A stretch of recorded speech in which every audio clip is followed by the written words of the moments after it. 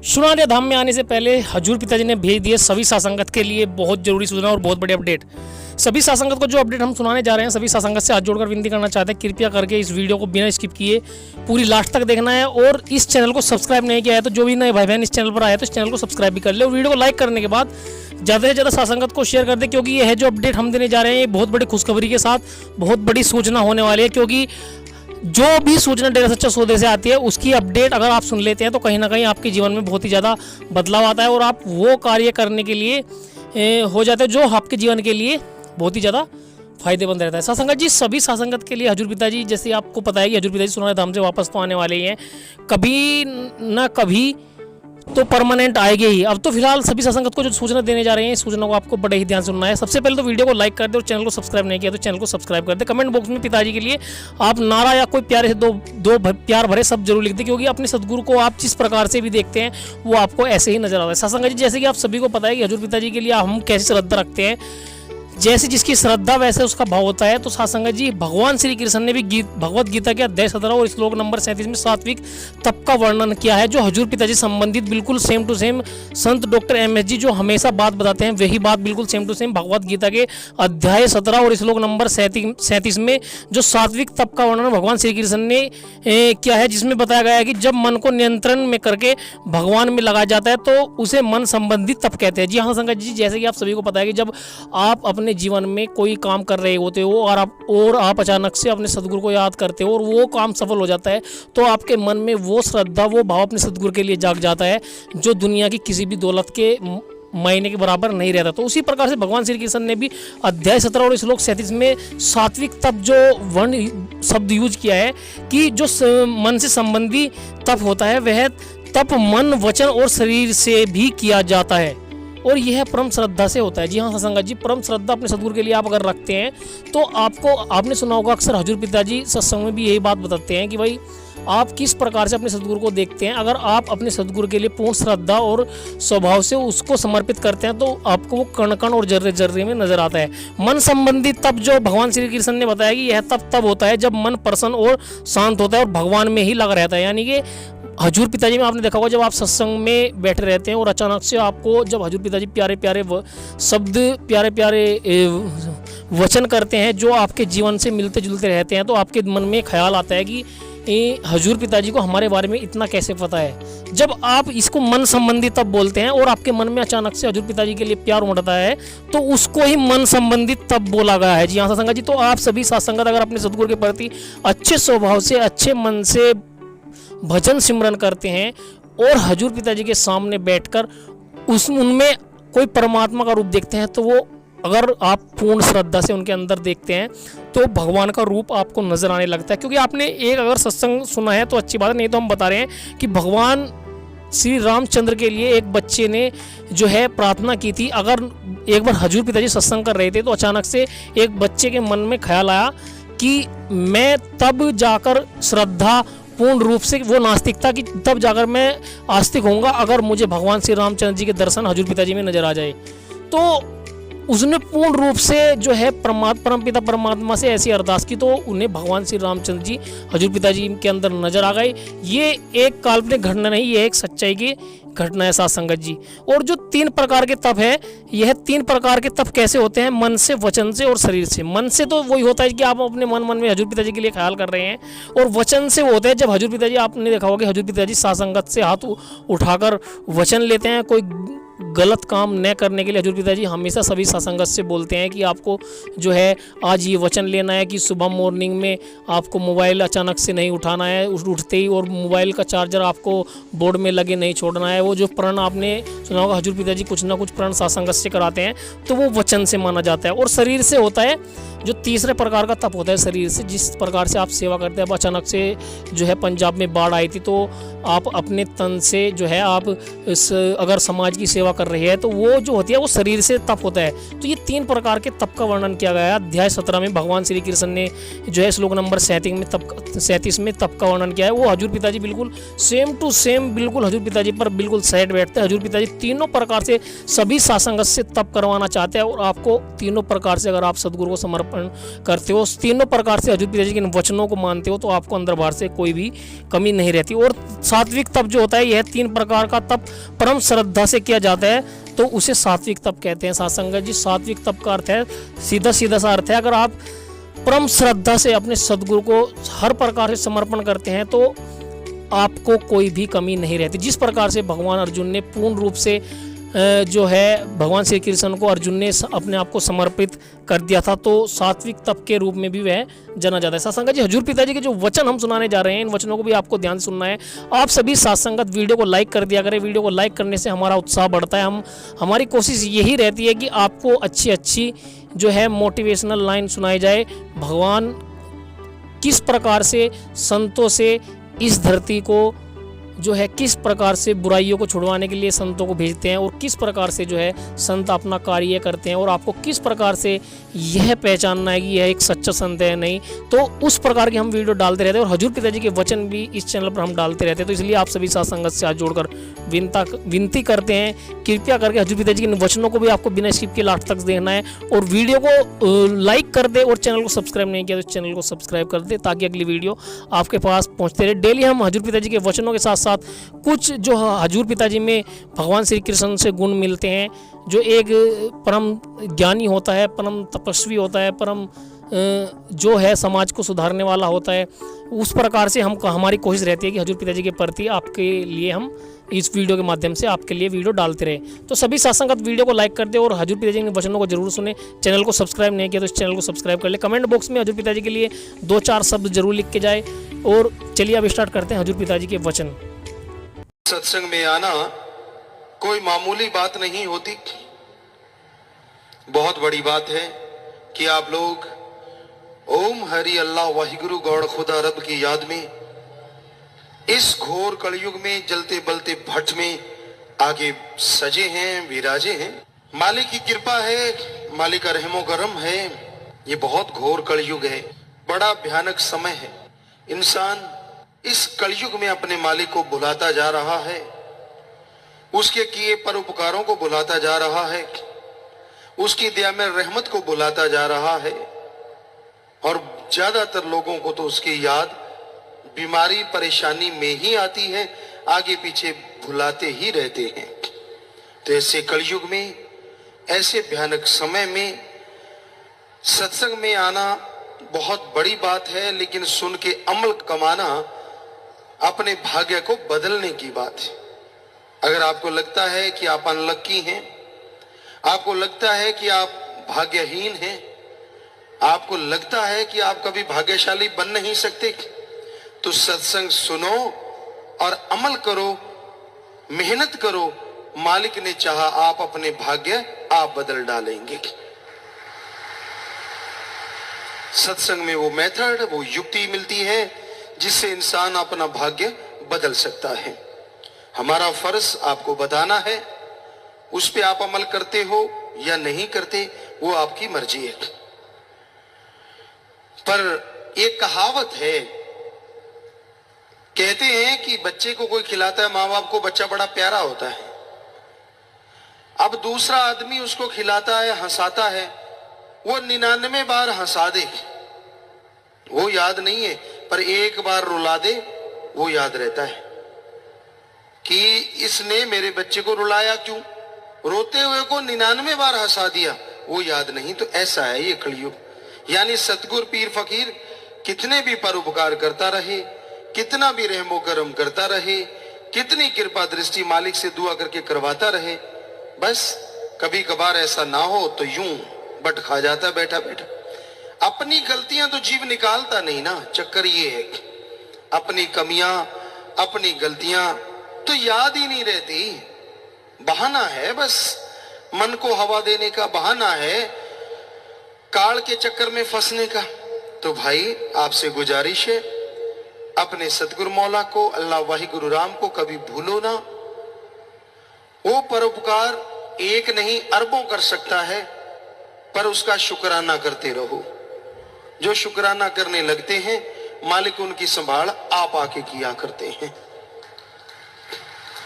क्योंकि वो शुक्राना कभी किसी से लेते नहीं, इसलिए मालिक उसका उद्धार कर देते हैं। तो आपसे गुजारिश यही है कि आप कम से कम मालिक के परोपकारों को याद तो रखो, उसका शुक्राना तो करो।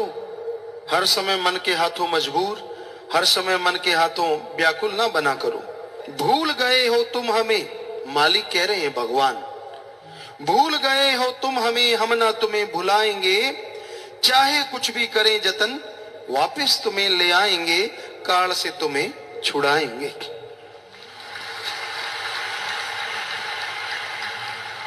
तो वो मालिक, वो अल्लाह, वो वाहिगुरु, वो राम संतों द्वारा जीव को कहते हैं कि भाई तू तो हमें भूल गया है, तू तो पल में बुला देता है, जरा सी तेरी मन की बात ना हो तू तो मुरोड़े खा जाता है, अकड़ जाता है।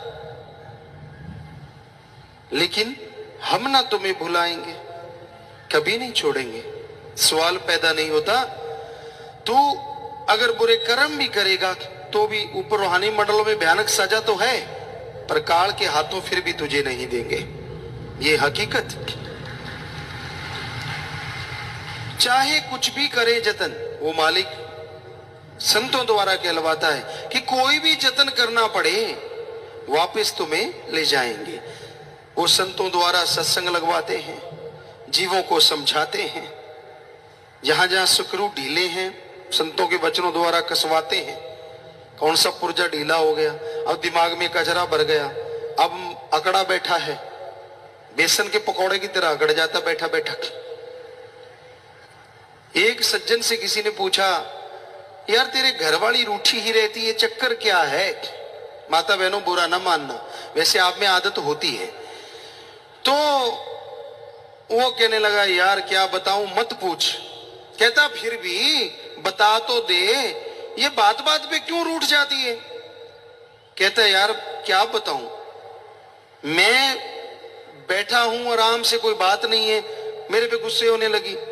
तो मैंने पूछा बात क्या हुई? कहती हवा इधर से क्यों आ रही है, बताओ इसका क्या हल है? आदमी होके मैं हवा को कैसे बदल सकता हूं कि हवा इधर से ना आए? कहता मैंने कहा चलो मैं खड़ा हो जाता हूं उधर। कहता फिर गाली देने लगी। अब क्या हुआ? कहती ये कड़छी सही नहीं है, बताओ कहां कहां पूरा आएगा आदमी। ऐसा ही है आज कलि युग में गुरसिख जो अपने आप को मुरीद कहलाते हैं। मुरीद का मतलब होता है मर मिटे। सतगुरु का वचन है, जैसा कहे वैसा चले, मुर्दे के समान। लेकिन यहाँ मुरीद तो कुछ और ही मुरीद है। यहाँ तो कहते गुरु मेरी तरह चले, ऐसे क्यों नहीं किया, वैसा क्यों नहीं, ऐसे होना चाहिए, मेरे हिसाब से ये होना चाहिए, मेरे हिसाब से वो होना चाहिए। तेरे हिसाब से तो रिमोट होना चाहिए, तेरे हाथ में हो। जब बटन दबाए मालिक प्रकट हो जाए, जो चाहे मालिक से मांग ले, जब चाहे मांग ले, फिर तो मजे हैं। ये हो नहीं सकता, संभव तो है, ऐसा संभव है। मालिक रिमोट की तरह काम करेगा। आप सुन्न समाधि में जाओ, 10वां द्वार खोल लो, नूरी स्वरूप के दर्शन कर लो, वो वही रिमोट आपके हाथ में दे देगा अपना। चलो करो ऐसे, अगर आपको इच्छा है ना मालिक को कैसा अपना बनाना है तो चलो ऐसे कर लो। इसमें क्या है, रोट पाड़ते रहते हो, छोड़ते नहीं कोई भी सामान। क्या भगवान का नाम लेना ही मुश्किल है? उसमें क्या दुख आता है, क्या तकलीफ आती है बताइए? नाम आपको मिल गया, वो दिमाग में फिट हो गया। जीबा तो हमेशा ही चलती रहती है, ये 2.5-3 इंच की, यही तो रुकती नहीं। तो इसको राम नाम की तरफ चला के तो देखो। झूठ बोलते हो, चुगली निंदा करते हो, छल फरेब करते हो, भ्रष्टाचार करते हो, उसके लिए स्कीमें बनाते हो, शातिराना सोच सोचते हो। अरे थोड़ी सी देर राम नाम, अल्लाह वाहिगुरु गॉड खुदा रब का नाम लेके देखो, यकीन मानो आपकी तमाम परेशानियां शनै शनै धीरे धीरे दूर होने लगेंगी।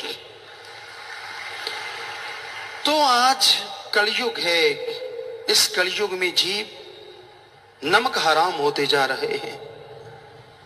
बहुत मालिक का नमक खाते हैं, अल्लाह मालिक की भक्ति इबादत करते हैं, उसकी दया मेहर के नजारे भी लूटते हैं, पर कोई भरोसा नहीं कब कौन सा चलता पुर्जा खराब हो जाए। वो कहते हैं ना, चलता पैसा खोटा हो जाता है, कहीं तो बिना चले ही खोटे हो जाते। इस कलयुग में बड़ा ही मुश्किल है जीव को जो लगता है राम नाम का सुमरण करना। वो जीव दिखाता है कि मैं बेचारा हूं, मैं फला हूं, ये तो सतगुरु जानता है कौन बेचारा है। आदमी कभी दुखी ना पाए अगर वचनों पे अमल कर ले। अब वचनों पे अमल नहीं करे, ये भी सतगुरु का कसूर है। इसमें विचार की कहां से आ गई? अमल नहीं किया तो भोगो। फिर कहते नहीं वो तो दया का सागर है। क्या पता कितनी बार मालिक ने बचाया हो, कितनी बार दया में रहमत की हो, कितनी बार पहाड़ को कंकर बनाया हो। जब आदमी ढीठी हो जाए, मानना ही बंद कर दे, तो क्या करे? तो भाई संत पीर फकीर जो बात कहते हैं वो अल्लाह वाहिगुरु राम के वचन होते हैं। उनको सुनो और दिलो दिमाग में बिठा लो, उन पे अमल करना सीखो, तो मालिक की दया में रहमत सदा बरसती रहेगी। वरना मन के बीमार पड़ जाओगे, मन कभी उठने नहीं देगा, मन छा जाएगा काली घटा घनघोर की तरह। पर सतगुर पीर फकीर जो बात कहते हैं वो मालिक के वो वचन होते हैं जो सूरज के मानित हर टाइम घटा को फाड़ के बाहर निकल आता है। सो आप पे अगर मन की घटा घनघोर छाई हुई है तो सुमरण करना शुरू कर दो, परमार्थ करना शुरू कर दो। अरे छोड़ दो बदियों को, छोड़ दो बुराइयों को, नाता जोड़ लो नेकी से, भलाई से, अल्लाह राम मालिक वाहिगुरु गौड़ खुदा रब की भक्ति इबादत से। यकीन मानो वो आपके मन और भयानक कर्मों के उस काली घटा को चीर के बाहर निकाल देगा और आप खुशियों से लबरेज हो जाएंगे। मानो तो सही, अमल तो करो, क्योंकि माने की गति कहीं ना जाए, ना माने पीछे पछताए। मान लो, सुन लो, अमल कर लो, तो जो गति होगी वो कहने सुनने से परे अच्छी होगी। आप बेइंतहा खुशियां हासिल करेंगे, आप बेइंतहा मालिक की दया में रहमत को प्राप्त कर लेंगे। यहां भी आपके कोई कमी आती है, यहां भी आपको कोई परेशानी, खास करके सत्संगी भाई जो राम नाम से जुड़े, काम धंधे में रुकावट आ गई, सेहत खराब हो गई, बीमारियां आ गई, टेंशन है, चिंता है, कोई ना कोई और परेशानियां खड़ी रहती हैं। इनके कारण तो यही है, या तो काम वासना में आप तंग हैं, या फिर क्रोध के पीछे मजबूर हैं, या लोभ लालच में पड़ गए, या परिवार के मोह ममता में दुखी हैं, या फिर आपको अहंकार आया हुआ है, या फिर मन और माया ने तड़फाया हुआ है।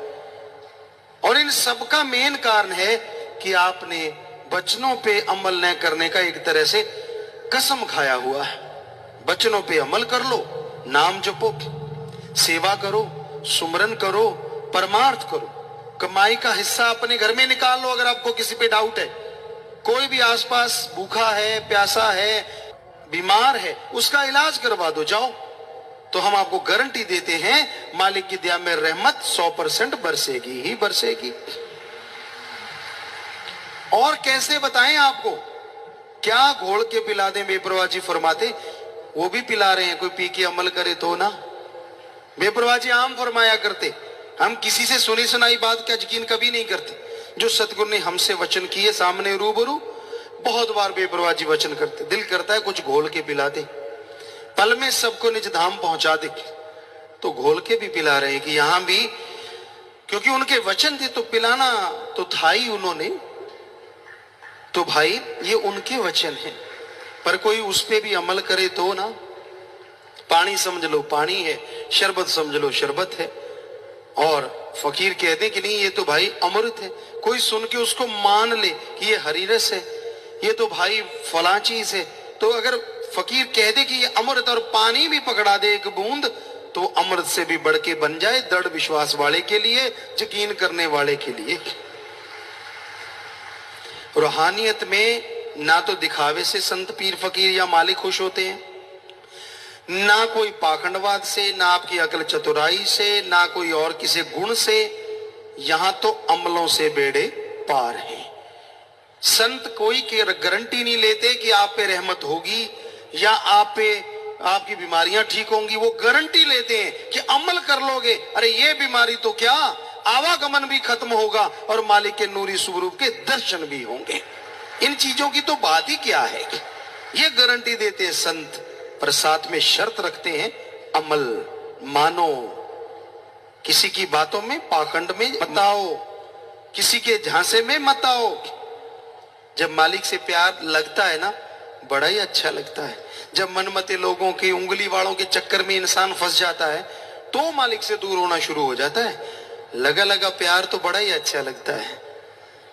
एक बात आपको बताते होते हैं कई बार, जब गधा हींगता है ना, कितनी जोर से हींगता है। पहली आवाज उसकी, हालांकि उसकी आवाज कर्कश होती है, पर बहुत बड़ी आवाज होती है, ढेंचू, बहुत बड़ी, लेकिन धीरे धीरे ढेंचू ढेंचू। ऐसा ना कि अगर मन के गधे को रोका करो। पहले पहले जब प्यार प्यार लगता लगता तो कहता मेरे को तो सदगुरु पूरा मिला, मैं ये करूं वो करूं फलां करूं, अब और क्या चाहिए। फिर जब किसी गधे का संग हो जाता है और फिर वो रेंगना धीरे धीरे बस शांति होता चला जाता है। कहता ना ना अब तो मुझे पता चल गया, पहले तो पता नहीं था। क्या पता चल गया तुझे, क्या समझ गया तू? 4 आदमी चुगली निंदा करने वालों की बात सुन ली, किसी निंदक की बात सुन ली, बस ये पता चल गया। संतो शरेआम कहते हैं कबीरा सब ते हम बुरे, हम तज भला सब कोय, जिन ऐसा कर माने मीत हमारा सोए। हम तो कहते नहीं कि हम कोई बड़े, हम तो चौकीदार हैं, खाकसार हैं, आपके जूतों में भी बैठने को तैयार हैं, हम में तो कोई मान बढ़ाई नहीं। तो हम तो उस मालिक की चर्चा बता दें आपको, उससे जुड़ो, उसका नाम जपो, उसकी भक्ति इबादत करो, फिर देखो नजारे, कितनी खुशियां मिलती हैं, कितना आनंद मिलता है, कितना परमानंद मिलता है। पर आप तो मानते ही नहीं, अमल करते ही नहीं। तो भाई अमल करना सीखो। भक्ति कर कर काल ने हमको जी रिझा लिया, जून 84 की जेल में तुमको है फंसा लिया, माया के जाल में फंस गए वापिस अब ना आएंगे। काल ने, कोई कहता है 72 चौकड़ी, कोई कहता है 84 चौकड़ी, भक्ति की इबादत की। मालिक ने काल को बनाया, सृष्टि की रचना करवाई और सारे बुत बन गए, सारा साजो सामान बन गया, शरीर बन गए, लेकिन उनमें कोई हरकत नहीं थी, बेजान बुत, बेजान चीजें। तो कहते काल को आया कि अगर इनमें जान हो तो ये कैसे चलेंगी, कैसे होगा, क्यों ना रौनक पड़े। उसने भक्ति की, इबादत की, मालिक को खुश कर लिया और ये कहा कि इनमें आप जान डाल दें। तो मालिक ने कहा ठीक है। नूरी स्वरूप मालिक ने जैसे ही प्रकट किया, उनसे किरणें निकली और वो किरणें हर बुतों से टकराई और जिस भी बुत से वो किरण टकराई उस बुत में जान आ गई, शरीर चलने लगे, रौनक आ गई। तो काल ने कहा जी अब मेरा दूसरा वचन ये है कि आप इन रूहों को बुला चुके हैं। मालिक ने उनको बुलाना चाहा, उसमें मस्त हो गई, आवाज को सुनना बंद कर दिया मालिक। तो काल ने कहा जी अब आप और चमत्कार ना करें, अभी अब आपकी आवाज पे नहीं आ रही हैं, तो मुझे ये वचन दीजिए ये जिस शरीर में उसमें मस्त रहे। तो मालिक ने कहा भाई ठीक है। रूहें उसमें मस्त हो गई, शरीरों में। मालिक को फिर भी दुख आया कि ये हमसे बिछुड़ गई, इनका अलग पहचान बनी है, तो ये तो बेइंतहा दुख हासिल करेंगी। तो फिर मालिक ने काल को कहा कि ऐसा कर अब हमारी भी सुन। ये इस तरह का एक शरीर बना, सारे शरीर जब बन चुके, मालिक ने देखा इस तरह तो ये फंस गई हैं इसमें, तो फिर ये मनुष्य शरीर बनवाया 5 तत्व से। मालिक ने अपने हुक्म से जैसा कहा बनवाया और फिर इसमें कहा कि इसमें जो रूहें आएंगी वो कुछ हद तक खुद मुख्तियार होंगी और उसमें अगर आके ये मेरा नाम जपेंगी तो तेरे शरीर के जकड़ों से, जन्म मरण के चक्कर से, आवागमन से आजाद होके पुण्य निज धाम सचखंड सतलोका नामी आ जाएंगी। तो काल ने फिर कहा जी आप बिल्कुल प्रकट नहीं होंगे, ऐसा नहीं कि आप नूरी स्वरूप में प्रकट हो जाएं, फिर तो रूहें नेचुरली आपका नाम ही जपेंगी, जब फिर तो मेरी कोई शक्ति ही नहीं। तो मालिक ने कहा ठीक है, हम ये वचन देते हैं कि बिल्कुल नूरी सूर में इस तरह से हम प्रकट बिल्कुल शरेआम नहीं होंगे, लेकिन अगर कोई भक्ति करेगा तो उसे हम जरूर दर्श दीदार मृत्यु लोक में भी जरूर देंगे। तो भाई अब मर्जी आपकी है, मालिक ने आपको भेजा, उस पे गुस्सा होने की जरूरत नहीं। बुलाने के लिए पीर फकीर भी भेज दिए, उस तक जाने का रास्ता भी बता दिया। अब आपको प्यास लगी है, बुरा हाल है प्यास में। किसी को कभी लगी हो और पानी ना मिला हो, वो जानता है प्यास क्या होती है। जिनके पास पहले ही बोतलें रखी पड़ी हैं, उनको क्या पता प्यास क्या होती है। तो बड़ा बुरा हाल हो जाता है आदमी का। तो फिर कोई बता दे ना उस टाइम कि भाई प्यास से बुरा हाल है, वो देख वहां पे यार पानी है या फला जगह मटके रखे हुए हैं, तो उसको वो आदमी भगवान नजर आता है, दौड़ा चला जाता है और वहां जाके पानी पी के बड़ा खुश होता है। तो उसी तरह आप जन्मों जन्मों से प्यासे हैं, मालिक से भटक रहे हैं। संत पीर फकीर बता देते, ले भाई ये नाम, इसका जाप करना, तेरी जन्मों जन्मों की प्यास बुझ जाएगी, मालिक के दर्शन भी होंगे और आवागमन से दुनियावी दुख चिंता परेशानियों से भी आजाद हो जाएगा। अब बता, अगर तू ही रास्ते पे ना चले, तू ही ना पहुंचे, तो इसमें दोष संतों का है? किसका दोष? खुद का दोष है। पर यही आज कलयुग में हैरानी है, दोषी होता भी इंसान अपने आप को दोषी नहीं कहता। हमेशा मालिक पे, दूसरों पे, दूसरे के कर्मों पे, दूसरे की निगाह पे शक करता रहता है। कभी अपने बारे में नहीं सोचता कि मैं कितना घमंडी हूं, कितना अहंकारी हूं, कितना ईगोनेस बड़ा हूं। कोई बात ही नहीं सुनता, कोई अमल ही नहीं करता। संत कहते मैं पहले ही काट देता हूं। संतों के वचन पहले श्रद्धा से ध्यान से सुनो, फिर अमल करो, और पूछना पड़े तो फिर पूछो, संत उसका जवाब जरूर देते हैं। श्वासों की पूंजी दी तुझे, सच्चा करन व्यापार जी, सच का सौदा किया, पूंजी जुए हार दी, ये ना सोचा तुम कभी आगे क्या दिखाएंगे। तुझे श्वासों की कीमती पूंजी दी थी, संत भेजे उन श्वासों की पूंजी को राम नाम में लगाने के लिए। मालिक कह रहे हैं कि संतों को भेजा कि तेरे जो श्वास हैं उनको तू मेरी याद में लगा दे। पर हे बंदे, तूने संतों की एक ना सुनी, हर टाइम मन और मनमते लोगों के चक्कर में फंसा रहा, काम वासना क्रोध लोभ मोह अहंकार में फंसा रहा। क्षणिक आनंद के लिए उस परमानंद के स्वामी को त्याग दिया, क्षणिक आनंद के लिए सारे कौल इकरार पल में तोड़ दिए। बड़े बड़े कौल इकरार करता था, बड़ा बनता था, ये करूंगा वो करूंगा। मालिक एक बार सब गुनाह कबूल करता था। कहां गई तेरी अणख, कहां गई तेरी गैरत, कहां गई तेरी सोच? क्यों नहीं लानत आती अपने मन पे? क्यों लानत देता है भक्ति को? क्यों लानत देता भक्ति वाली जिंदगी को? क्यों नहीं लानत देता अपने मन को? हर टाइम बुरा कहता है राम को, हर टाइम बुरा कहता है भक्ति को। मन को बुरा क्यों नहीं कहता? अपनी गलतियों को बुरा क्यों नहीं कहता? क्यों चस्के लेता रहता है? बुराई बुराई बुराई बुराई हर समय सोचता रहता है भाई। और फिर जब बुराई पल्ले पड़ जाती है, फिर कहते हैं ये कोई जिंदगी है? संत पीर फकीर तो ऐसी जिंदगी बख्शते हैं जो देवी देवताओं की भी जिंदगी नहीं है, वो भी तरसते हैं। पर कोई उनके वचनों पे अमल करे तो वो नजारे मिले ना।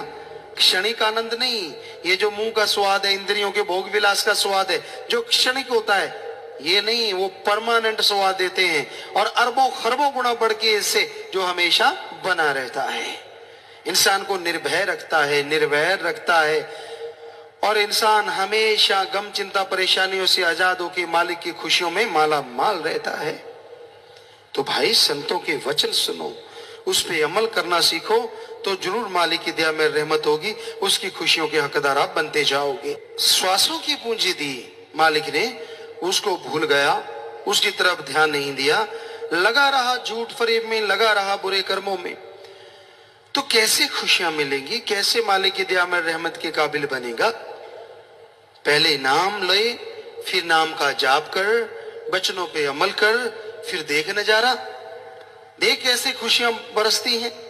अरे जो चेहरा हमेशा ही 4:45 बजे रहते हैं, 4:45 बजे रहते हैं, वो हमेशा यानी 4:40 ही रहते हैं, मुंह लटका रहता है। 4:40 4:45 नहीं, उसमें तो फिर भी होंठ थोड़ा ऊपर चला जाता है। चेहरे पे जो सलवट पड़ी रहती है, जैसे खेस दरियों पे होती है, नाम जप के तो देख 10-10 हो जाएंगे, वो तमाम खुशियां हो जाएंगी, वो तमाम नजारे मिलने लग जाएंगे। मुस्कुराने का मतलब हमारा 10-10 का मतलब ये नहीं होता कि सारा टाइम ही करते रहो। 10-10 का मतलब होता है चेहरे पे खुशी हो, चेहरा नूर से भरा हो, और जब खुशी होती है तो नेचुरली हंसते हैं और फिर उसमें वही 10-10 हो जाते हैं। 4:40 ना होने दिया करो, 9:15 विच काम चल जाता है। यानी अगर ज्यादा हंसते नहीं, ज्यादा मुंह लटकाते नहीं तो भी काम चल जाएगा।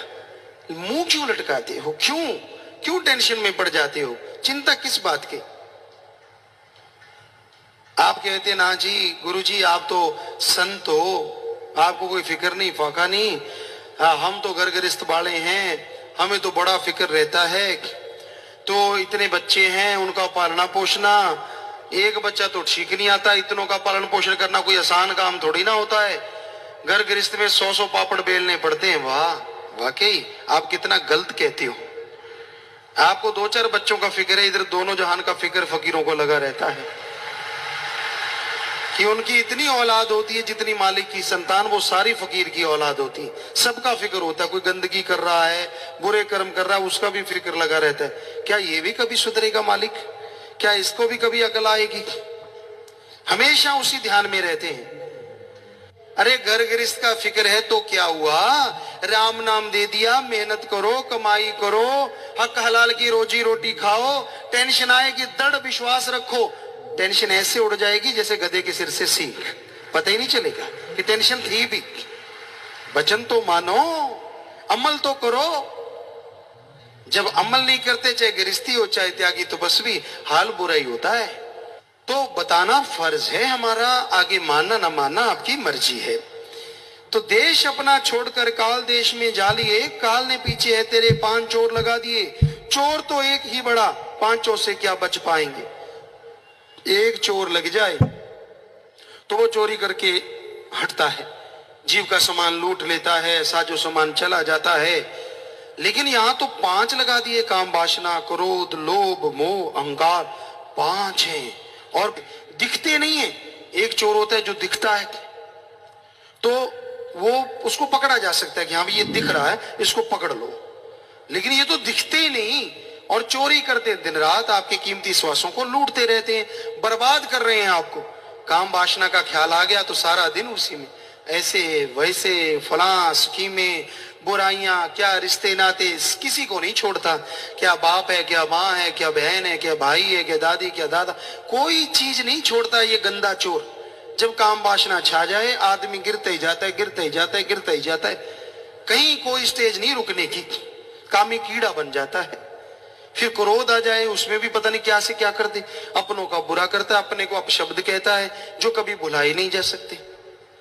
फिर लोभ है, लोभ में लोग क्या नहीं कर देते। लोभ लालची आज सच को छोड़ के बुराई की तरफ जाने का कारण बनती जा रही है। फिर है मोह ममता, उसमें लोग पड़ जाते हैं, परिवारों में पड़ जाते हैं। जैसे आपको अभी जिक्र किया था कि आप सुमन कर लो, संत के वचनों पे अमल कर लो, नेचुरली परिवारों का मालिक भला करेंगे ही करेंगे, ये झूठ कैसे हो सकता है। लेकिन वो नहीं करना, टेंशन चिंता परेशानी वो कर रहना जिससे आपका भी नुकसान और उन परिवारों का भी नुकसान, फायदा किसी का भी नहीं। तो इस तरह मोह ममता मारता है। फिर अहंकार है, अहंकार तो भाई फिर आजकल किस में नहीं है। जरा सी बात कह के देख लो, उल्टे बिच्छू की तरह आते हैं, बात ही नहीं सुनते। अहंकार में मुझे सब पता है, मैं सब जानता हूं, मुझे सब मालूम है, इत्यादि इत्यादि। तो इनके ऊपर मन और माया जो बुरी तरह से जीव को भरमा रहे हैं। तो इन सब से बचने का एकमात्र उपाय सत्संग सुन के अमल करो, नाम लो, नाम जपो, तो इन बीमारियों से बच सकते हो, तो बुराइयों से बच सकते हो। देश मेरा कौन है, जीव को यह खबर नहीं, दुर्लभ जन मिला इन्हें इसकी कोई कदर नहीं। सत्संग में चलकर आओगे संत तुझे समझाएंगे, संत तुम्हें समझाएंगे। मनुष्य शरीर मिला, मनुष्य को इसकी कोई कदर नहीं। इसको जीव सोचता है मैं खत्म कर लूं, जो कितनी बड़ी महामूर्खता और कितना बड़ा महापाप है। ऐसा कभी सोच में भी नहीं आना चाहिए। मालिक से मांगना है, अच्छा मांगो, नेक मांगो, दृढ़ विश्वास अरे जिंदगी लगानी है तो उस अल्लाह वाहिगुरु मालिक के लेके लगाओ। तो आपकी बहादुरी है कि आप वाकई कलयुग में रहते हुए मालिक से ओढ़ निभागे, ये तो है बहादुरी। लेकिन जीवन से उगता जाना, जीवन से थक जाना, ये गलत है। और ये भूल जाना कि मैं किस देश से बिछुड़ के आया हूं, कौन मेरा अपना है कौन पराया है। यहाँ जो कुछ भी नजर आता है सब फनाकारी है, तबाहकारी है। कुछ भी साथ जाने वाला नहीं है। साथ जाने वाला है तो मालिक का नाम, साथ रहने वाला है तो मालिक का नाम। जो जी वचन सुन के अमल करेगा वही मालिक की दिया में रहमत को हासिल करता है। तो सत्संग में अगर चल के आओगे तो समझ पाओगे भाई, वरना जीव के समझ नहीं आता, जीव समझना ही नहीं चाहता। आज घोर कलयुग में ढोंग ढकोसला बढ़ता जा रहा है। आज संसार में लोग मतलब परस्त हो गए हैं। अपना उल्लू सीधा करने के लिए मन शातराना चालें चलते हैं। ऐसे नहीं ऐसे करेंगे तो ये होगा, ऐसे कर लें तो ऐसे होगा। और ये भूल जाते हैं कि वो सबका बाप है, मालिक है, राम है, वो सबको जानता है। तो तू अगर पात पे है तो वो डाल पे, अगर तू डाल पे है तो वो पात पे, हमेशा तेरे अंग संग है। वो सब जानता है तू कौन सी शातराना चाल चल रहा है। इसलिए बुरे कर्म करने के लिए शातराना सोच ना सोचो। सोचना है तो अच्छा सोचो, मांगना है तो मालिक को मांगो, मांगना है तो परमपिता परमात्मा को मांगो। छोटी छोटी मांग मांगने लग जाते हो, अगर मालिक से मालिक को मांगने लग जाओ, वो अगर आपको मिल जाए तो कैसा हो। तो भाई काल ने बुद्धि मारी है, जीव हुए लाचार जी, मालिक भेजे संतों को करते नाम प्रचार जी, बचनों पे विश्वास करो आजाद तुम्हें करवाएंगे। काल ने बुद्धि विवेक खत्म कर दिया है जीव का, उसका सोच का दायरा नैरो माइंडेड, बिल्कुल तंग दायरा है। बस वहीं तक सीमित है, बाल बच्चों तक, काम वासना तक, क्रोध लोभ मोह अहंकार तक, उसी में घूमता रहता है। उसके अलावा बाकी सारी चीजें कोई असर नहीं करती। कोई वचन, कोई बातें, कोई अच्छी लेकर चर्चा करो, उनको भाती नहीं, बुराई बुराई चर्चा चलती रहती है। तो दृढ़ विश्वास करके आगे बढ़ो, ये घोर कलयुग है। वचनों पे विश्वास करो। यकीन नहीं करते तो खुशियां कहां से मिलेंगी। डॉक्टर पे भी यकीन करना पड़ता है तब जाके इलाज होता है, बस पे यकीन करना पड़ता है तब जाके यात्रा होती है। तो संतों के वचनों पे विश्वास क्यों नहीं? उन्होंने आपसे क्या लेना है? क्या बैर विरोध है? आप अपनी जिंदगी जी रहे हैं, जियो। पर अगर आप बुरे कर्म करते हैं, उनको तरस आता है कि ऐसे कर्म करोगे फिर ये बीमारियां, फिर ऐसी भयानक दशा, फिर आपका ये हाल होने वाला है। इसलिए वो आगाह करते हैं, मत करो मत करो बुराइयां। आपको लगता है वो आपके दुश्मन है? जी नहीं। अगर बच्चे को माँ बाप कहते कि सांप ना पकड़, वो माँ बाप क्या बच्चे के दुश्मन हो गए? अगर माँ बाप बच्चे को कहते हैं अंगारा लाल जरूर है पर हाथ को जला देगा मत पकड़, तो क्या माँ बाप उसके दुश्मन हो गए? सवाल पैदा नहीं होता। तो उसी तरह संत पीर फकीर कभी किसी से बैर नहीं रखते। जो चीज लगता है फ्यूचर में, बच्चा तो मांगता है, डिमांड करता है, ये चीज दे मुझे, वो चीज दे, लगता है कि ये चीज इसके फ्यूचर के लिए बुरी है, वो उसे कभी नहीं देते। बाकी जीव की मर्जी अगर धक्का करता है तो वो अपने कर्मों का खुद जिम्मेवार बन जाता है, फिर भोगता रहता है। तो संत तो सबका भला चाहते हैं, भला मांगते हैं, नशा छुड़वाते हैं, बुराइयां छुड़वाते हैं, और जो जीव सुन के अमल करते मालिक उन्हें खुशियां बख्शते हैं। इंदिरामती कबीर जी से नाम लिया, सुमन किया करती थी। सुमन करके जब 10वां द्वार खुला, अंत्यकरण में वो रूहानियत के नजारे नजर आने लगे, नूरानी स्वरूप के दर्शन हुए। तो देखा सतपुरुष की जगह कबीर जी के दर्शन हो रहे हैं नूरी स्वरूप के। तो जब उतरी कबीर जी के चरणों में गिर पड़ी, जय जयकार करने लगी, और साथ में एक सवाल भी खड़ा किया कि हे कबीर जी, जब आपको पता था कि आपके रूप में मालिक दर्शन देंगे तो आपने फिर बताया क्यों नहीं कि आप सतपुरुष के रूप से एक हो चुके हैं? कबीर जी कहने लगे, भाई अब तूने अभ्यास कर लिया है, सुमन कर लिया है, अंदर नूरी स्वरूप के दर्शन कर ले, चाहे लाख तुझे कहें तो भी तू किसी की परवाह नहीं करेगी, क्योंकि तूने नूरी स्वरूप प्रकट हो गया है। तो अगर हम पहले कह देते तो तू शायद कभी सत्संग में ही ना आती। अहंकार में है जी संत, तो ये कहते हैं जी, ये तो अपने आप को भगवान फला फला फला पता नहीं क्या क्या बोलती, इसलिए हमने ये कभी तेरे को बोला नहीं। तो कहने का मतलब जब अभ्यास करता है जीव, नाम जपता है, चाहे सपने में, जब तक कि नूरानी स्वरूप के दर्शन नहीं हुए, या फिर वैसे सुमन के टाइम में, या कई बार जहरा तौर पे, मालिक जिस रूप में दर्शन देता है वो गुरु संत पीर फकीर पूर्ण होते हैं। मालिक उन्हें अपने रूप में भेजते हैं। सो उस पे अमल करो, दृढ़ विश्वास भी आता है और बेइंतहा खुशियां भी हासिल हो जाती हैं। इस दुनिया में आवागमन से मोक्ष मुक्ति के लिए आया है। जीते जी परमानंद मिले, जीते जी बेइंतहा खुशियां, आत्मिक शांति मिले, इसके लिए रब ने बंदा बनाया है। ये नहीं कि ये प्रयास नहीं करता।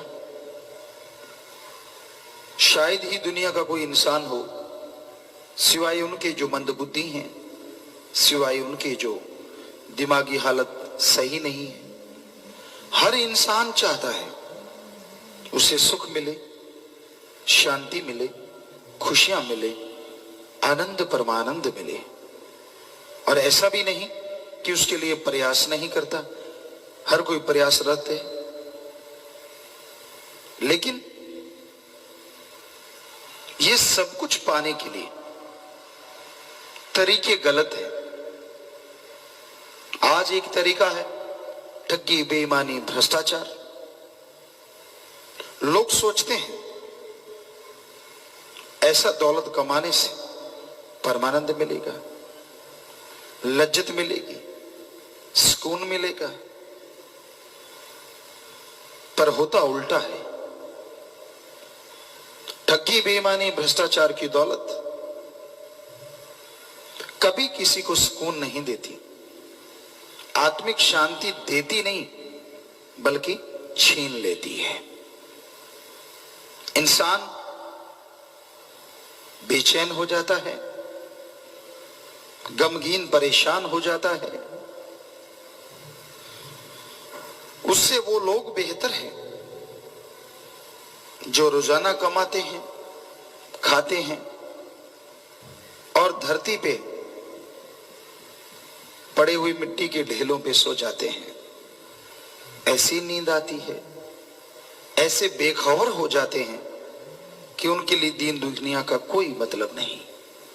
एक असीम शांति, आनंद, टेंशन फ्री जब इंसान होता है तभी ऐसी नींद आती है, जिसे इंग्लिश में बोलते हैं स्लीप साउंड। साउंड स्लीप कुछ भी बोलिए, बिल्कुल गहरी नींद्रा, चाहे वो 4 घंटे की हो, 3 घंटे की हो, वो अपने आप में शरीर की रिपेयर के लिए बहुत बड़ा काम करती है।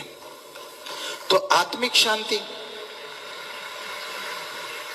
लज्जत उन्हें भी मिलती है, पर हमारे नजरिए से, सभी धर्मों के नजरिए से ठगी, बेईमानी, भ्रष्टाचार 100% गलत रास्ता है।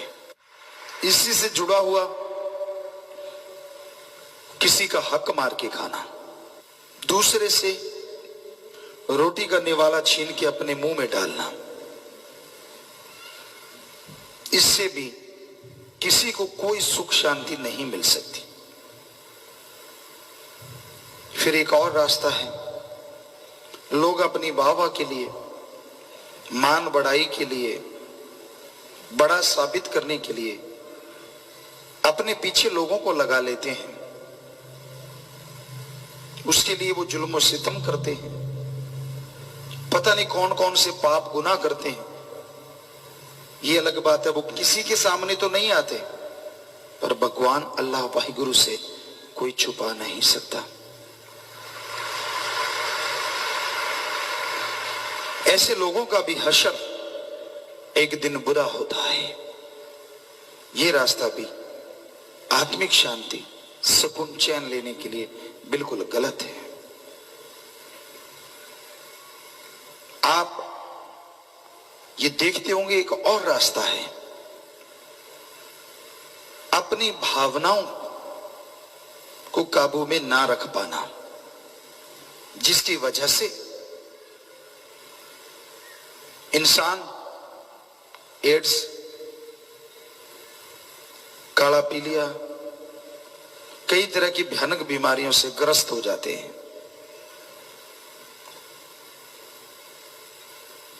वो बुरे कर्म करते हैं, कुकर्म करते हैं।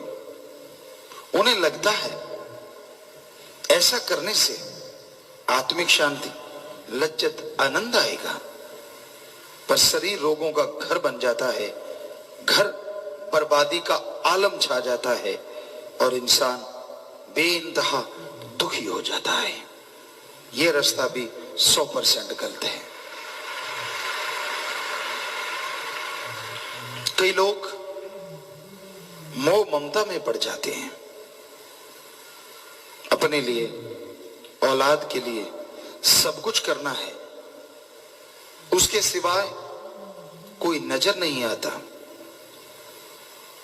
उनके लिए ठगी, बेईमानी, बुरे कर्म करना। इस पे एक बात ख्याल में आई।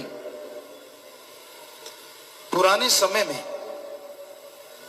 बहुत पहले, एक आदमी था, कोई भी राहगीर आता था उसे वो लूट लेता था। हट्टा कट्टा मजबूत था। उस मार्ग पे एक दिन संत आए, उसने संतों को भी रोक लिया। आपके पास जो सामान है मुझे दे दीजिए। जंगल में घुमक्कड़ वो फकीर मुस्कुराए, कहने लगे, भाई हमारे पास तो ये पानी पीने वाला कमंडल सिप्पी है और कुछ भी नहीं है। कंदमूल खाते रहते हैं। कहने लगा, नहीं आप छुपाते हो। गुस्से में लठ निकाल लिया। कहता, रखते हो कि दूं लठ? आम आदमी और फकीर का यही अंतर होता है। उस संत को, उन फकीर को उस पे तरस आ गया। कहने लगे, अरे सुन, ये जो तू पाप करता है, हमसे जो छीन के ले जाएगा किसको देगा? कहने लगा, अपने बच्चों को, घरवाली को। तो जिनके लिए तू पाप कर्म करता है, क्या तेरी जगह पे वो बोझ उठाएंगे? कहने लगा, बेशक। अब उनके लिए मैं इतना कुछ बनाता हूं, मारता पीटता हूं लोगों को, पाप गुनाह छीना झपटी करता हूं, वो भी बोझ उठाएंगे, क्यों नहीं उठाएंगे? संत फिर मुस्कुराए। कहने लगे, भोले भाई, जो करता है वो ही मुख्यता भरता है। आप जैसे कर्म करोगे आपको भोगने पड़ेंगे। कहने लगा, हो ही नहीं सकता। संत कहते, जा फिर पूछा, थोड़ा चला, फिर वापस आ गए। कहने लगा, आप भागना चाहते हो, मुझे बेवकूफ समझते हो? कहने लगे, रे मूर्ख, तेरे पास रस्सा है? कहता है, ये पेड़ है, हमें इसके साथ बांध दे। संत कहने लगे, फिर घर जा। कहने लगे, ठीक है। उस मूर्ख ने उसको बांध दिया, घर की तरफ दौड़ा। घर पहुंचा, पत्नी से पूछा, मैं जो कर्म करता हूं, कहीं से भी कुछ कमा के लाता हूं, चाहे ठगी बेईमानी, मारता हूं, किसी को पीटता हूं, क्या उन कर्मों का बोझ आप उठाओगे? पत्नी हंस के कहने लगे, क्यों, हम क्यों उठाएं? तू घर का मुखिया, हमारा पेट भरना तेरा कर्तव्य। बुरे कर्म करेगा तो तू ही भोगेगा। उसने बच्चों को बिठा लिया, बड़े बड़े बच्चे थे। क्यों बेटा, बेटी, आप बच्चों बताओ सब लोग, क्या आप जो मैं करके लाता हूं, ठगी बेईमानी या मारा पीटी करता हूं, क्या उन कर्मों का फल आप भी उठाओगे? कहते, ना जी ना, आप बाप हैं, आप बड़े हैं घर में, आपने कमा के लाना है। जो कर्म आप करते हैं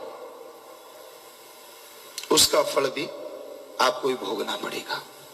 हम क्यों बोझ उठाएंगे? आंखें खुल गई, रोने लगा। ओ, याद आया, संत जाते टाइम थोड़ी देर लगी, लेकिन संतों के पास लौटते टाइम देर नहीं लगी, बड़ी स्पीड से आया। रस्सा खोला, चरणों पे गिर गया और रो रो के संतों के चरण भी खो दिए। संत तो दयावान होते हैं। कहने लगे, क्यों, हुई तसल्ली? कहने लगा, जी 100% हो गई तसल्ली, पर मुझे इतने मैंने पाप किए हैं, कैसे क्षमा होगा, कैसे मुआफी मिलेगी। संतों ने कहा ये ले गुरु मंत्र, इसका जाप कर। उसका जाप करने लगा राम नाम का, तो इंसान इंसान ही नहीं महापुरुष बन गया, जिसे लोग सदियों से याद रखते।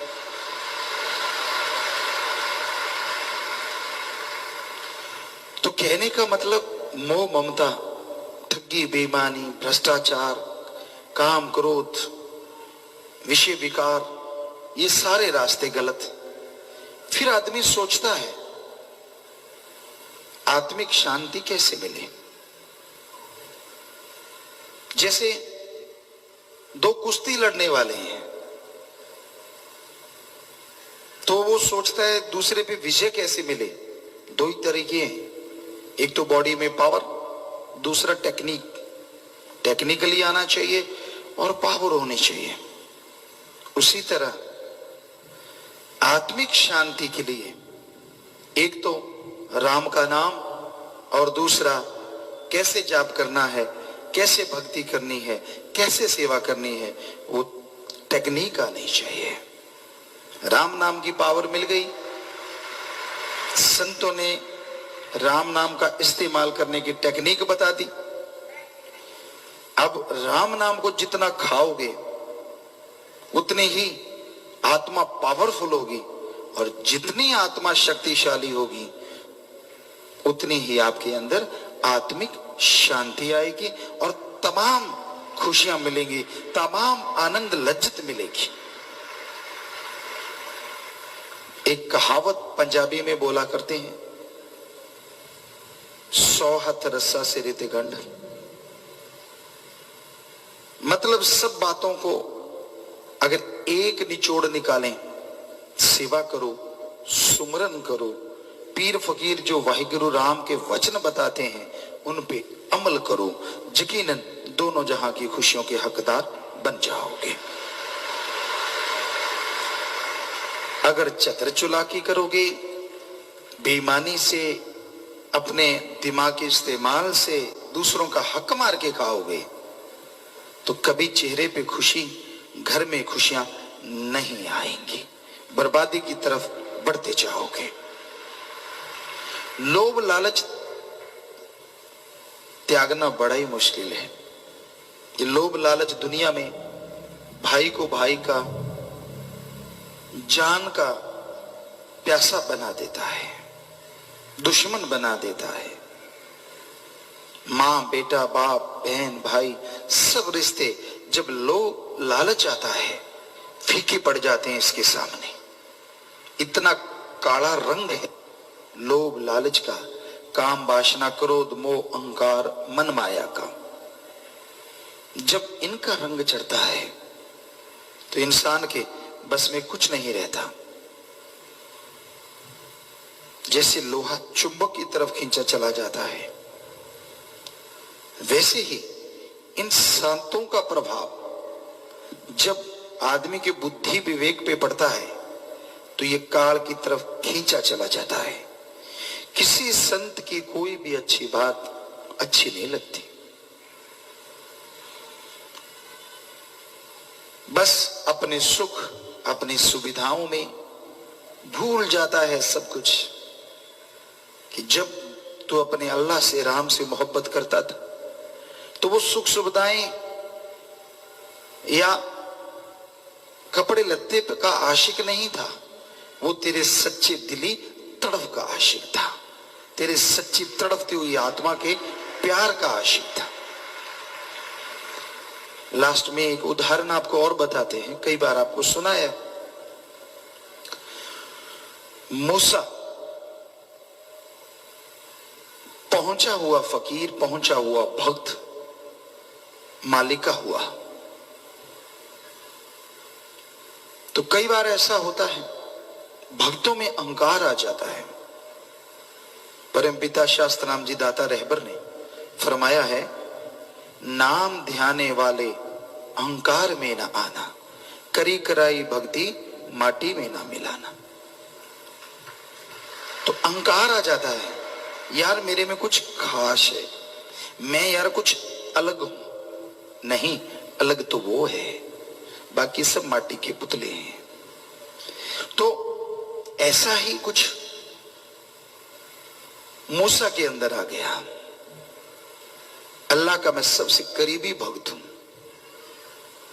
अब मालिक को अपने भक्तों के अंदर, अपने अजीज के अंदर कोई भी ऐब आना पसंद नहीं।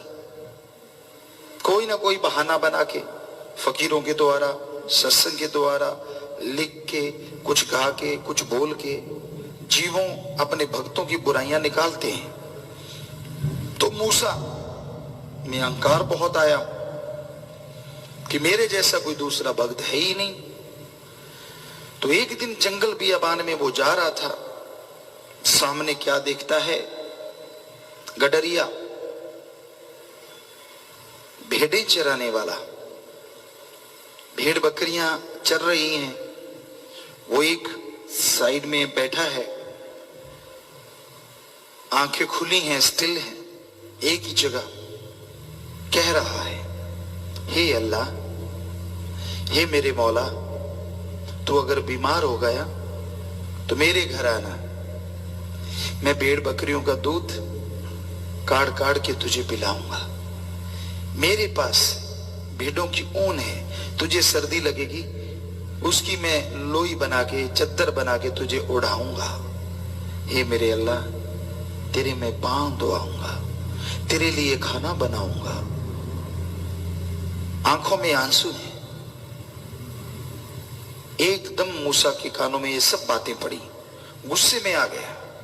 एक काफिर, मालिक को ना मानने वाले को कहा जाता है, एक काफिर ये क्या कह रहा है? अल्लाह भी कभी बीमार होता है? और होगा तो क्या तेरी कुटिया में ही आएगा और कोई नहीं उसका? जब गडरिये को ये बात हिला के बोली मूसा ने, उसका ध्यान उधर से टूटा। वो कहने लगा, बस कुछ नहीं कहा, अपने कपड़े फाड़ते हुए, बाल नोचते हुए, अपने आप को जख्मी करते हुए वो गडरिया और गहरे जंगलात में भाग गया। मूसा का दिल कांप गया। आखिर भगत, ओ ये तो तूने गुनाह कर डाला। वहीं इबादत में बैठ गया। कहा कुछ सेकंडों में अल्लाह का रहमो करम नजारे मिलने शुरू होते थे। घंटा, 1.5 घंटा, 2 घंटे, 3 घंटे गुजर गए। कुरला उठा। एक कहावत है, जिन्ना दा सरदा लप गड़पी किवें सरे उंगल चट्टी। जिनको सेकंडों में नजारे मिलने शुरू होते हो, घंटों गुजर गए, कुछ भी नहीं, बिल्कुल खाली। बस जब तड़फ उठा, रोने लगा, व्याकुल हो गया, तो एक आवाज आई, हे मूसा, तुझे दुनिया में भेजा है जोड़ने के लिए, तोड़ने के लिए नहीं। जिसका तूने दिल दुखाया है वो हमारा बहुत बहुत बहुत अजीज भक्त है। ये तूने गुनाह किया है। बस आवाज बंद, फिर कालापन, शासित चद्दर लिपट गई। मूसा वहां से दौड़ा, इधर गया गडरिया, उस साइड में दौड़ा। क्या देखता है? खून बह रहा है, बाल नुचे हुए हैं, कपड़े फटे हुए हैं। एक पत्थर पे बैठा वो गडरिया फिर उसी हालत में है। फिर बोले जा रहा है, हे अल्लाह, किसी की सुनना ना, मेरे से गुनाह हो तो मुझे माफ करना, पर अगर बीमार हो तो मेरे ही घर आना, मुझे सेवा का मौका देना। वही सब, तुझे दूध पिलाऊंगा, पांव दबाऊंगा, सारी रात जागूंगा, तुझे हवा करूंगा, सर्दी का मौसम हुआ तो ऊन की चद्दर उड़ाऊंगा। हे मेरे अल्लाह, हे मेरे मौला, मुझसे नाराज ना होना। मूसा की देह कांप गई। फिर उसको हिलाया, उसने देखा, कहने लगा, सुन भाई। मूसा कहने लगा, सुन भाई, मुझे माफ कर दे, तू तो मालिक बहुत अजीज है। अल्लाह ताला मेरे पास आए थे, उन्होंने बोला कि तू बहुत अजीज है। गडरिया ने हाथ जोड़े, कहने लगा, हे भाई तू मेरे पीछे क्यों पड़ा है? अरे जिस अल्लाह की तू बात करता है कि तेरे पास आया, वो हमेशा ही मेरे पास रहता है। जब तू आता है तब वो चला जाता है। मैंने तेरा क्या बिगाड़ा है? तू मेरे पीछे क्यों पड़ा है? क्यों मेरे और अल्लाह के बीच में आ रहा है? जिनको अपने सदगुरु से मोहब्बत होती है ना, ऐसे होती है। यूं नहीं मान बढ़ाई के भूखे, कभी पांव हाथ कभी सिर पे हाथ, ऐसे लोगों का हश्र बहुत बुरा होता है। मालिक के प्यारे तो ऐसे होते हैं। क्या लगा तू बीच में क्यों आया? वो अल्लाह जो तेरे पास थोड़ी देर आया था, हमेशा मेरे पास रहता है। पर चक्कर ये है, जब तू आता है तब चला जाता है। दंग रह गया मुंह से, आंखें खुली की खुली रह गई। तू क्या समझता है? तू भक्ति पे बैठता है तब अल्लाह आता है, और इधर गडरिये के पास 24 घंटों ही अल्लाह रहता है। हद हो गई। आंखें खुल गई, और यही अल्लाह ने खोलनी थी, मालिक ने खोलनी थी कि यहां बड़े से बड़े भक्त बैठे, इसलिए अहंकार ना करो। और भक्तजनों, उस अल्लाह से, वाहिगुरु राम से प्यार करो। किसी इंसान के पांव में गिरोगे तो पंच कल्याण या एक सेवादार भाई सुनाया करते थे कि एक बीबी आके कहने लगी, कोई बाबा था, कहता मैंने भी खेस ऐसे ओढ़ रखा था। उसने सोचा ये भी बाबा है, कहने लगी मेरे पास आई, कहने लगी बाबा सिर पे हाथ रखो। कहता मैंने ऊपर से खेस उतार दिया। कहने लगा बहन, मेरे से हाथ फेराना है तो पहले सुन ले, मैं अपने सिर पे हाथ फेरता रहा, गंजा हो गया। मेरे से हाथ फिरवाएगी, मेरे हाथ में तो यही करामात है। तो आम आदमियों के हाथों पैरों में यही करामात है, वो खुद कर्मों के मारे हैं। आपको कहां से वो भक्ति की दान दे देंगे, कहां से दक्षिणा दे देंगे? आप मालिक से भी टूटते हो, क्योंकि उधर से आप ध्यान उसकी जगह किसी और को रखते हो। इसलिए हमेशा याद रखो, अपने मालिक के सिवाय, साईं मस्ताना जी कहते थे, कोई सोने का भी बन के आ जाए देखो मत। परम पिता जी कहते, मेरा सतगुरु प्यारा एक पासे और सारी दुनिया एक पासे। यानी वो अल्लाह वाहिगुरु राम से जब मोहब्बत है तो गंदगी के कीड़ों से क्या ले लोगे? यूं ही नहीं, जगह कभी कदमों में गिरे, कभी कुछ कभी कुछ, कभी कुछ कभी कुछ। ना किसी से कोई प्रसाद लेके खाया करो, पता नहीं वो अपने क्या कर्मों का बोझ आपके ऊपर डाल दे, फिर चिल्लाते फिरोगे, फिर रोते फिरोगे। आपके कर्म दो ही काट सकते हैं, या तो अल्लाह वाहिगुरु राम, या कोई उसका पहुंचा हुआ संत पीर फकीर। किसी की मजाल नहीं, किसी का फोड़ा फुंसी भी अपने पे ले सके, हमेशा याद रखो। इसलिए उसके सामने किसी के बराबरी मत किया करो, करोगे तो भरोगे। हम तो कुछ नहीं कहते, क्योंकि आपके कर्म है, ये तो कर्मों की धरती है। जैसे कर्म का बीज डालोगे वैसा एक दिन काटना होगा, जैसा बोओगे वैसा काटोगे। इसलिए हमेशा याद रखो, उस परम पिता परमात्मा अल्लाह वाहिगुरु मौला सतगुरु से ही मोहब्बत करो। उसके अलावा सबसे बेगर्ज निस्वार्थ भावना से कर्तव्य निर्वाह करो, प्यार करो। हम रोकते नहीं, सबसे प्यार करो, नफरत तो किसी से ना करो, पर ऐसा दर्जा मत दो कि वो गंदगी का कीड़ा आदमी, इंसान, क्योंकि जब तक भक्ति करके 10वां द्वार नहीं खुलता, आदमी गंदगी का कीड़ा ही रहता है। कभी मन हावी, कभी माया, कभी कुछ कभी कुछ, कभी कुछ कभी कुछ। वो 10वां द्वार खुलता है, मालिक के नूरी स्वरूप के दर्शन होते हैं। अब बातों से तो आपको हर कोई कहेगा मुझे नूरी स्वरूप के दर्शन हो गए, पर उसके लक्षण क्या होते हैं? उनको किसी की मान बढ़ाई नहीं चाहिए होती, वो घर घर प्रसाद नहीं बांटता।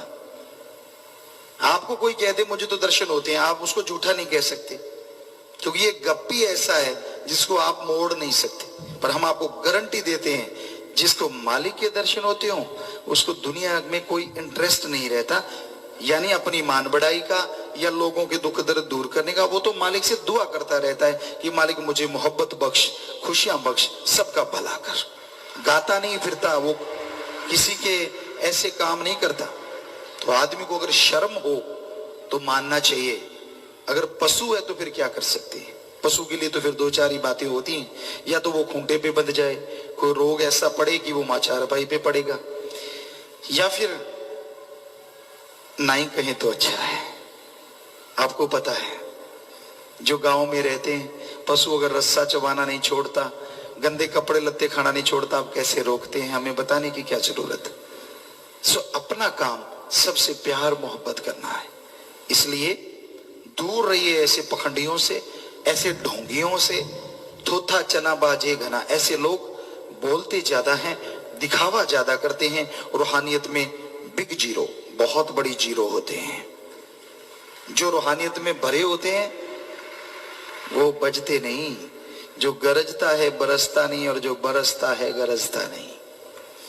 इसलिए अपने पीर फकीर की बात सुनो, अमल करो, मालिक से मोहब्बत करो, ताकि आपको सब कुछ मिले, आपके तमाम ऐब गुनाह वो धो दे और आप मालिक की तमाम खुशियों के हकदार बन जाएं। जो आपके कर्मों में लिखी है उनके भी, जो नहीं लिखी उनका भी हकदार वो भगवान